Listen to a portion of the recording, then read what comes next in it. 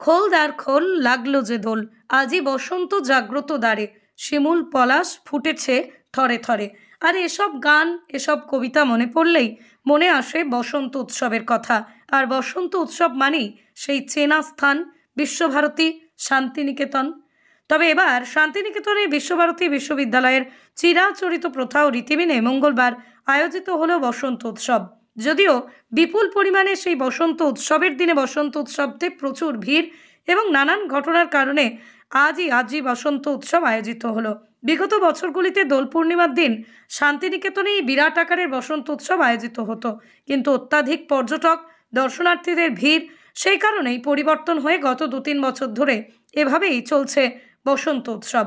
উপাসনা গৃহের সামনে থেকে খোলদার খোল লাগলো যে দোল গানের মধ্য দিয়ে শোভাযাত্রা সহকারে বসন্ত উৎসবের সূচনা হয়।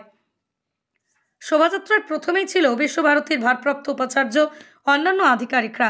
বিশ্বভারতীর পড়ুয়ারা সারা বছর অপেক্ষা করে থাকে এই দিনটির জন্য। শান্তিনিকেতনের আশ্রম চত্বর প্রদক্ষিণ করার পর গৌড় প্রাঙ্গণে রবীন্দ্রনাথের বিভিন্ন গীতিনাট্য উপস্থাপন করা হয়। সমস্ত কিছুতে অংশগ্রহণ করেন বিশ্বভারতীর সমস্ত পড়ুয়ারা। এক কথায় একেবারেই দোল মঞ্চ তৈরি করলো তারা। একেবারেই দোল উৎসবের রং ছড়িয়ে দিল সকলের হৃদয়ে। এই বসন্তে সকলকে আনন্দ দেওয়ার জন্যই তাদের এই উদ্যোগ। চিরাচরিত প্রথা মেনেই বসন্ত উৎসবের দিনের বদলে আজই যেন অকাল বসন্ত ঘিরে ধরল শান্তিনিকেতনে।